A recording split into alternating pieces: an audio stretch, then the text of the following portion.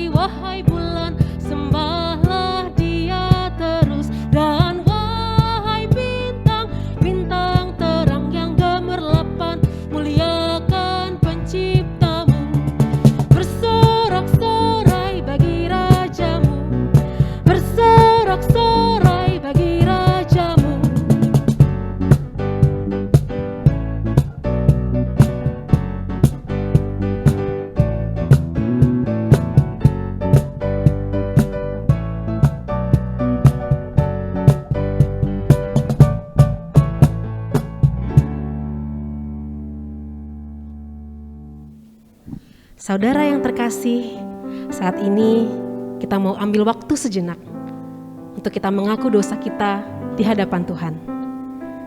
Waktu untuk berdoa secara pribadi dipersilahkan.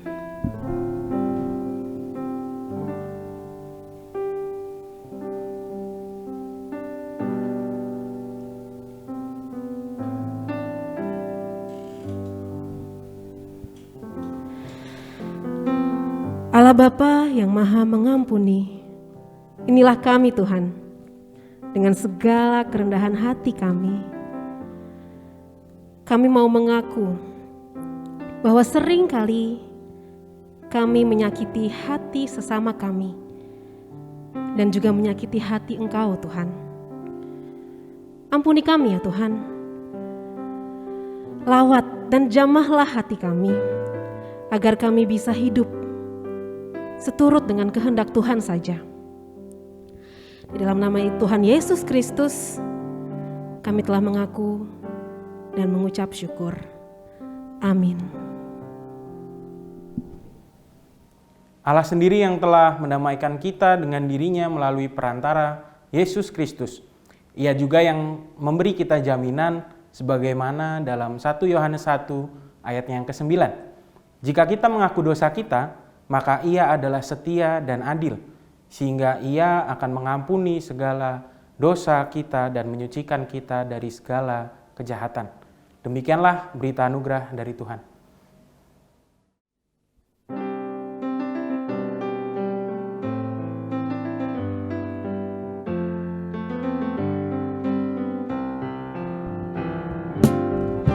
Dakukan menyanyi, dakukan memuji, membesarkan nama Tuhanku. Dakukan bernyanyi, dakukan memuji, membesarkan nama Tuhanku.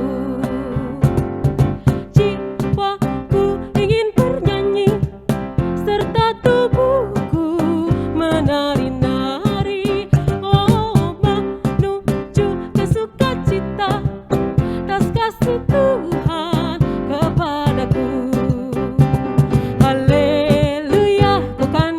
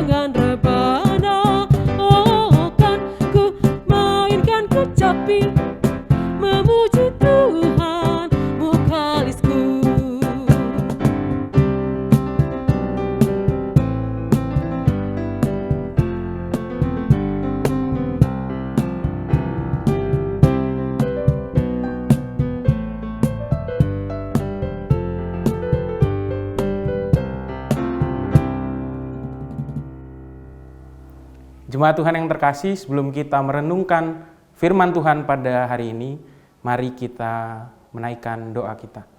Mari kita berdoa. Tuhan, kami rindu untuk mendengar firman-Mu pada hari ini.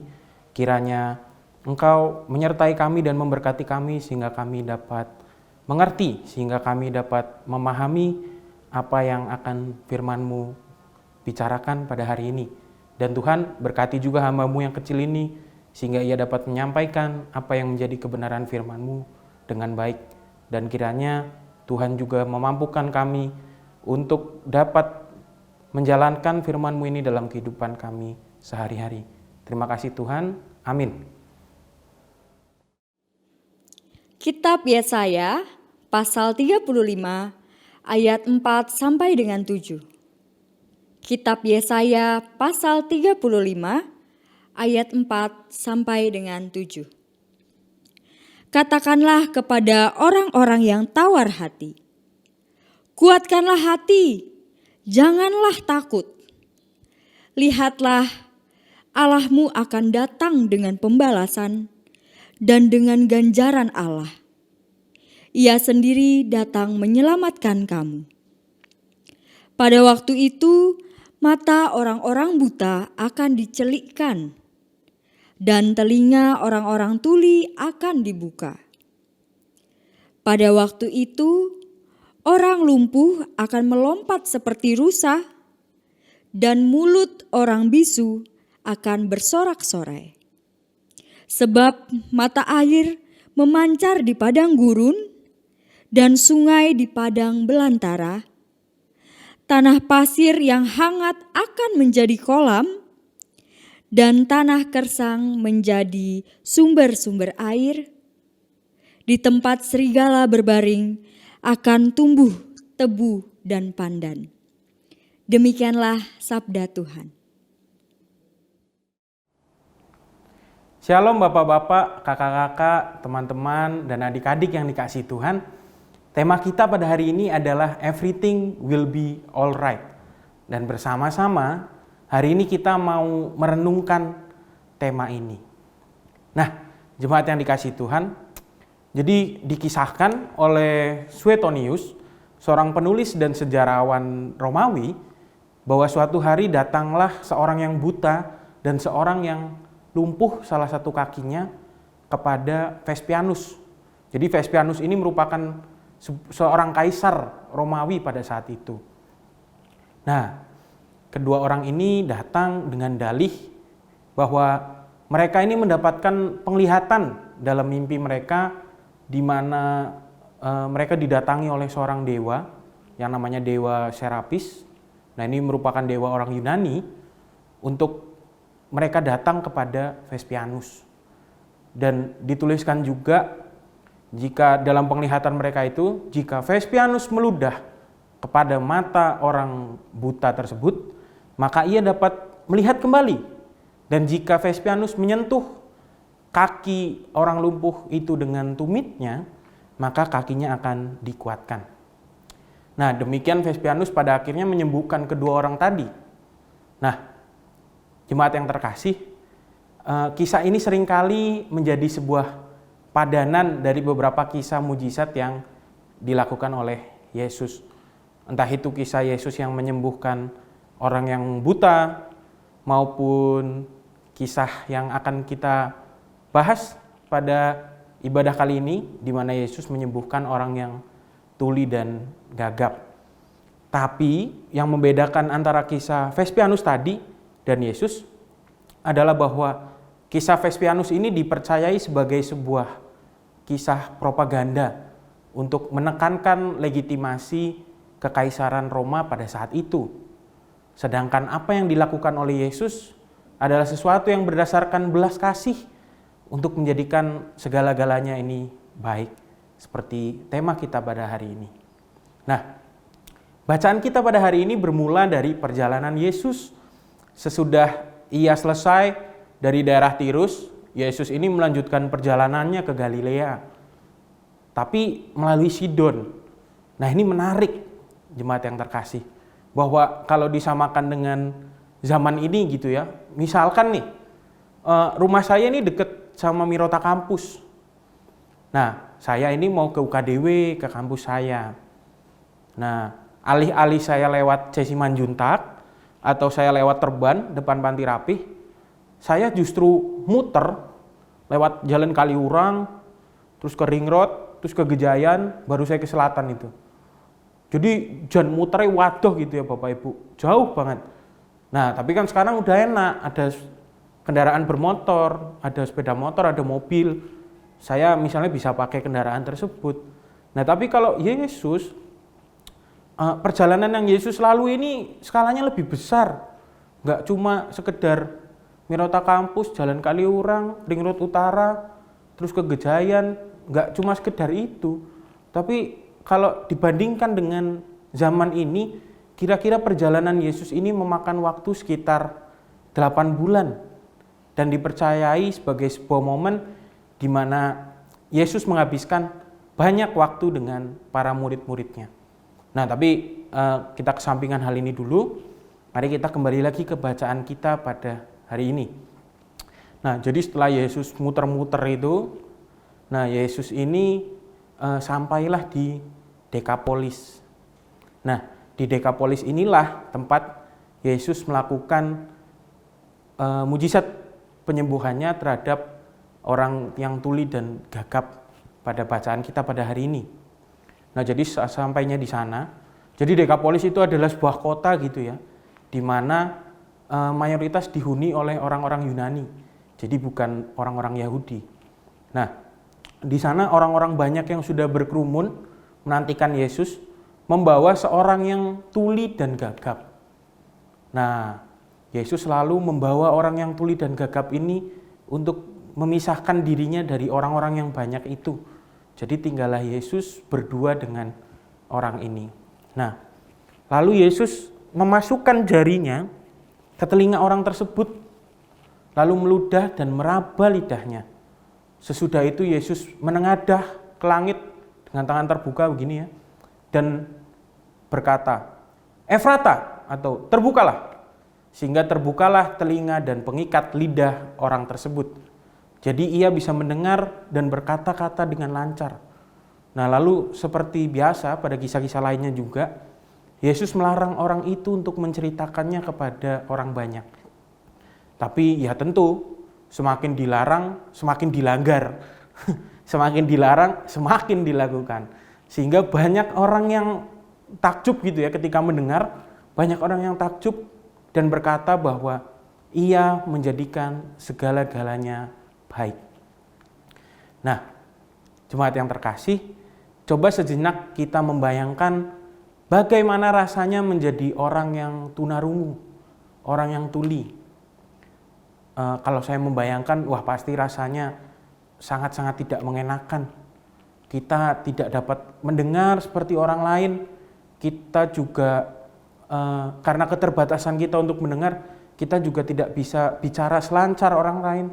Dan ya tidak mengherankan jika dituliskan dalam Alkitab bahwa orang tersebut tuli dan gagap. Jadi ngomongnya nggak lancar. Nah, penyandang tunarungu juga seringkali ini cenderung menjadi orang-orang yang pemalu karena keterbatasannya itu. Bahkan dalam tafsiran yang saya baca, bahwa orang-orang zaman dahulu itu menganggap lebih baik menjadi orang yang buta karena masih bisa mendengar dan berbicara. Nah, apa yang menarik adalah apa yang dilakukan Yesus dalam bacaan kita pada hari ini. Ketika Yesus menunjukkan belas kasihannya dan memperlakukan orang yang tuli dan gagap itu dengan cara yang paling manusiawi. Ia memperlakukannya dengan kasih. Dengan cara apa? Ya dengan cara memisahkan orang tersebut dari kerumunan orang banyak. Yesus paham betul dan merasakan kesulitan yang sudah orang itu hadapi seumur hidupnya. Betapa malunya dia, betapa kesulitannya dia, dan betapa menderitanya dia. Dan menjadi lebih menarik ketika kita melihat bagaimana cara Yesus menyembuhkan orang tersebut. Yesus memasukkan jarinya ke telinga orang tersebut, terus meludah gitu ya, lalu meraba lidah orang tersebut.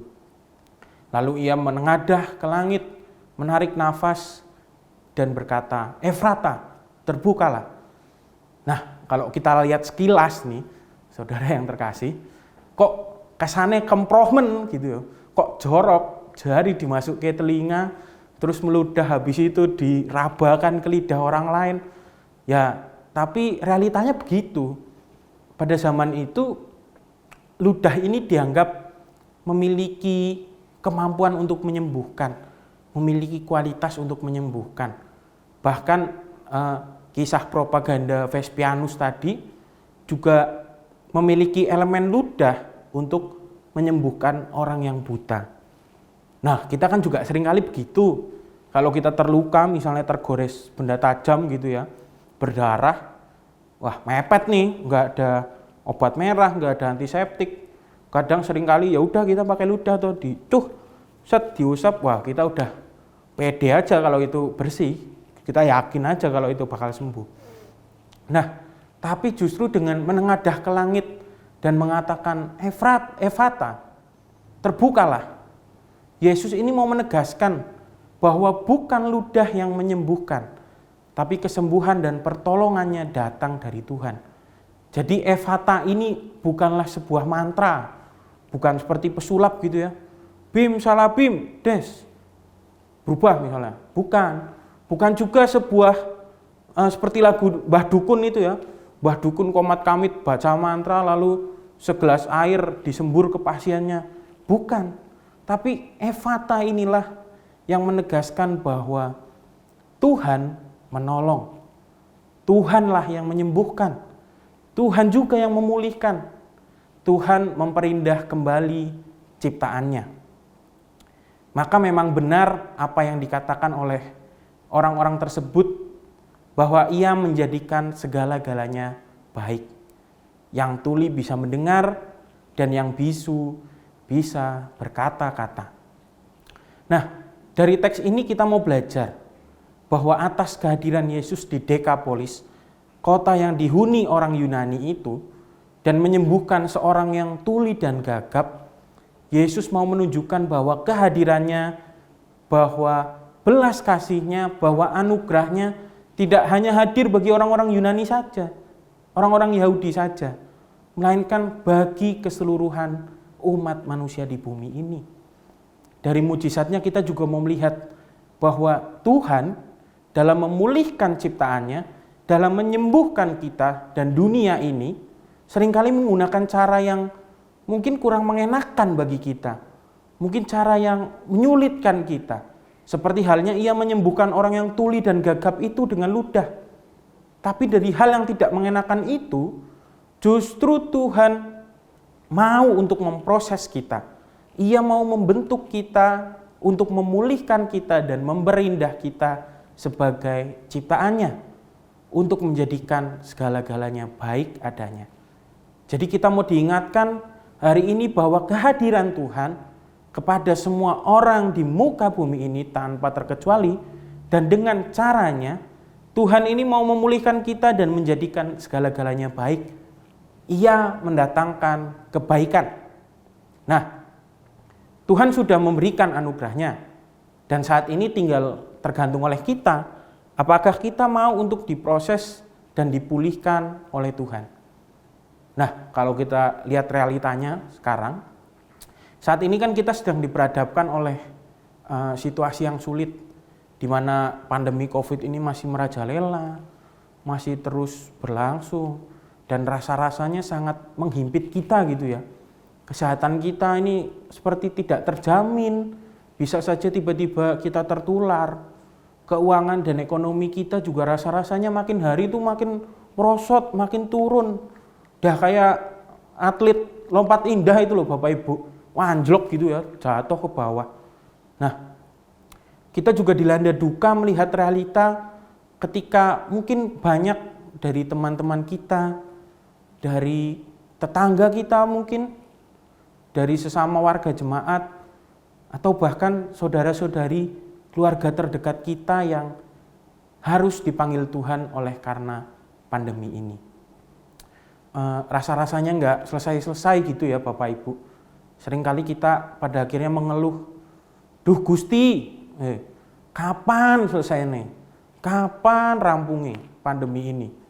Tapi kalau kita coba melihat dari sisi yang lain, jangan-jangan melalui pandemi ini Tuhan mau memulihkan dan memperindah ciptaannya. Jangan-jangan Tuhan mau untuk memproses kita dan menjadikan segala-galanya baik. Hanya saja yang terjadi kita dibutakan oleh realita penderitaan yang kita alami. Dan buktinya banyak kok saudara. Di mana kita ketika kita membatasi aktivitas kita untuk keluar rumah, untuk urusan yang tidak penting, untuk nongki-nongki.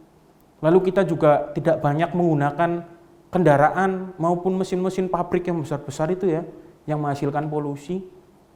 Alam kita, dunia kita saat ini menjadi semakin bersih, menjadi semakin sehat.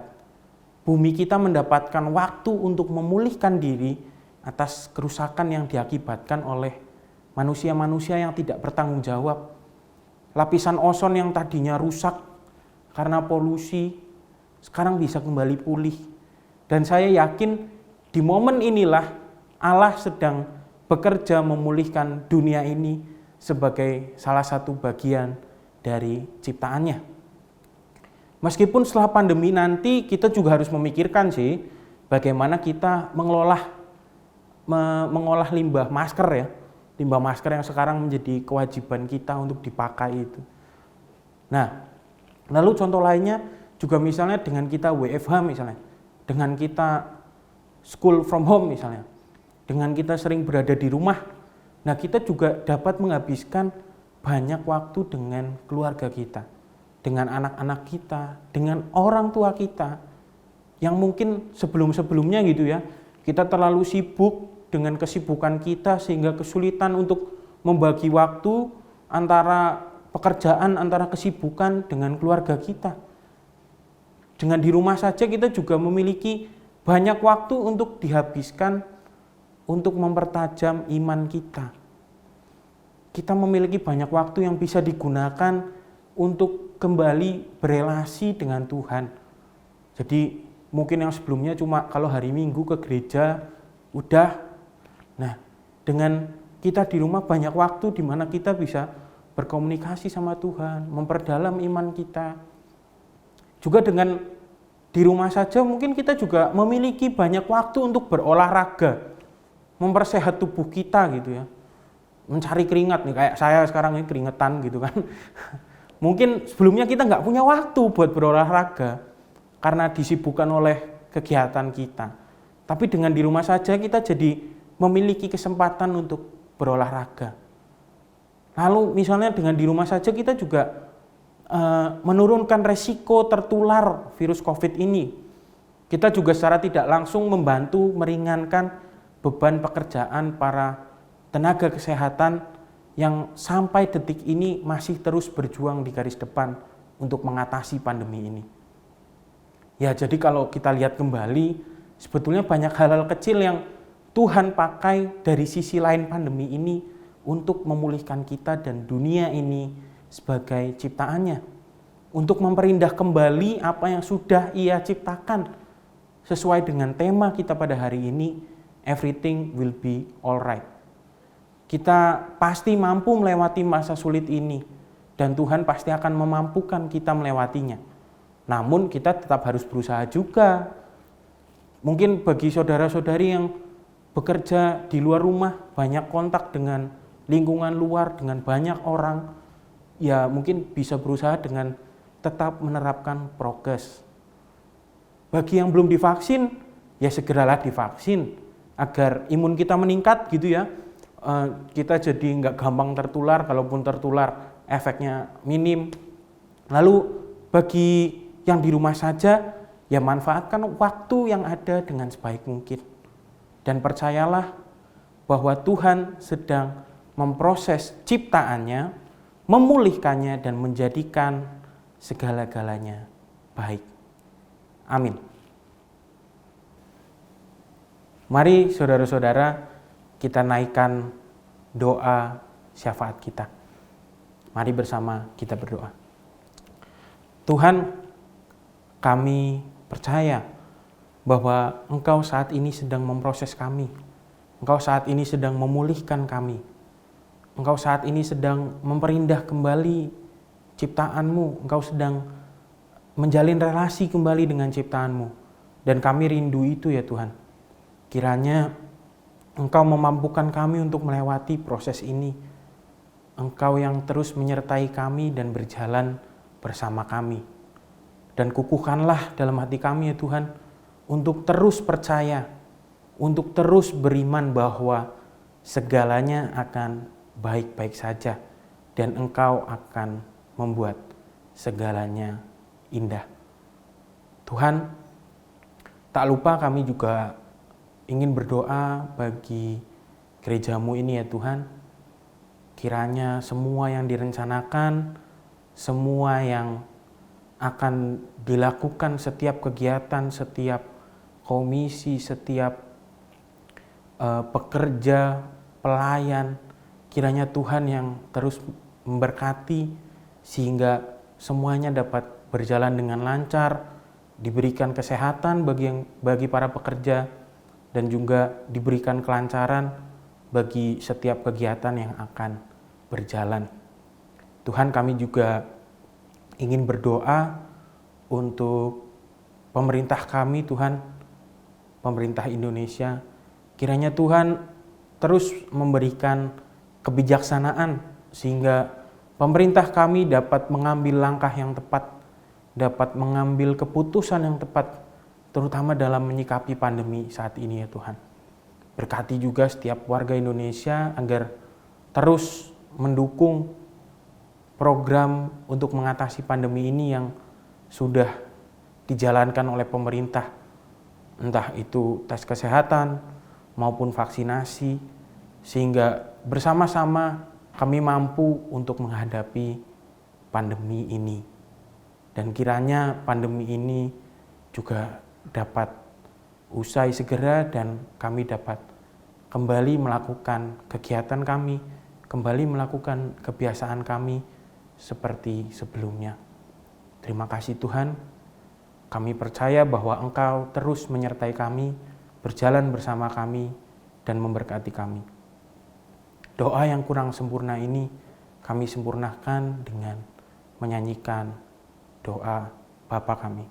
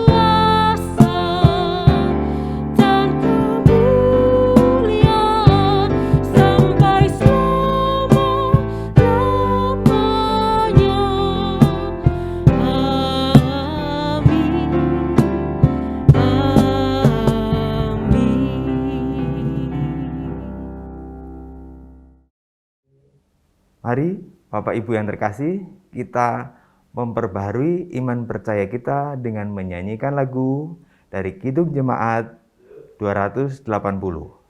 Aku percaya.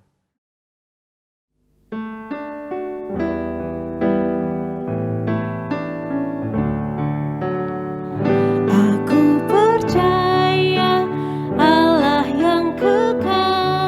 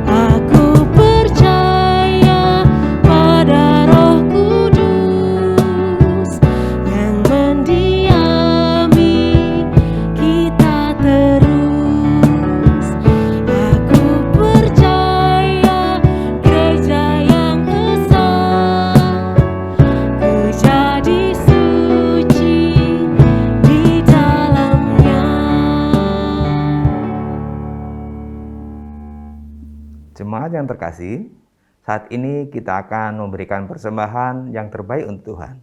Adapun ayat yang mendasari diambil dari Ulangan 30 ayat 9. Tuhan Allahmu akan melimpahi engkau dengan kebaikan dalam segala pekerjaanmu, dalam buah kandunganmu, dalam hasil ternakmu, dan dalam hasil bumimu. Sebab Tuhan Allahmu akan bergirang kembali karena engkau dalam keberuntunganmu, seperti Ia bergirang karena nenek moyangmu dahulu. Mari kita memberikan persembahan yang terbaik untuk Tuhan.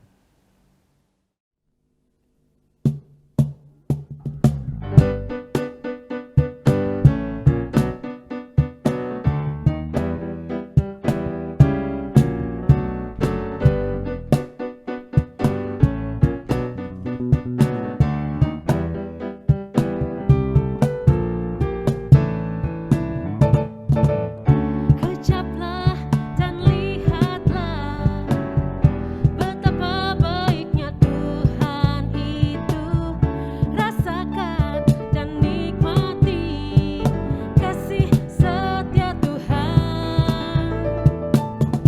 Kecaplah dan lihatlah betapa baiknya Tuhan itu. Rasakan dan nikmati kasih setia Tuhan.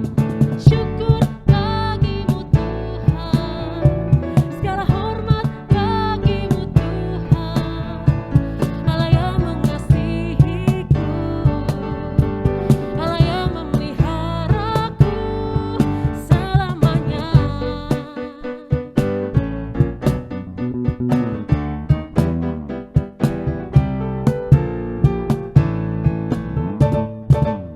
Kecaplah dan lihatlah betapa baiknya Tuhan itu. Rasakan dan nikmati kasih setia Tuhan. Kecaplah dan lihatlah betapa baiknya Tuhan itu. Rasakan dan nikmati kasih setia Tuhan. Syukur bagimu Tuhan, segala hormat bagimu Tuhan, Allah yang mengasihiku, Allah yang memeliharaku. Syukur bagimu Tuhan, segala hormat bagimu Tuhan, Allah yang mengasihiku, Allah yang memeliharaku selamanya.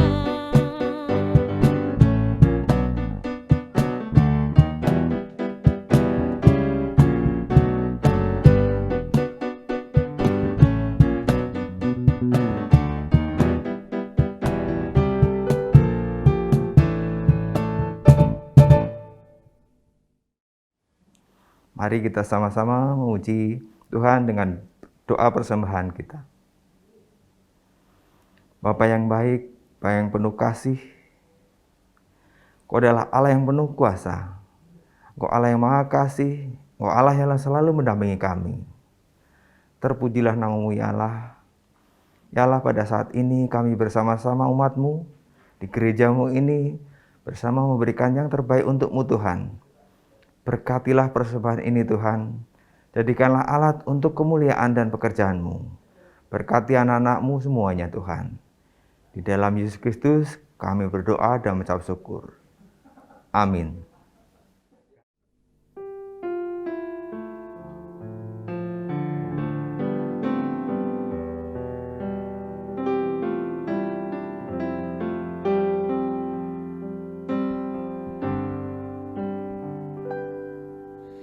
Sungguh besar setiamu,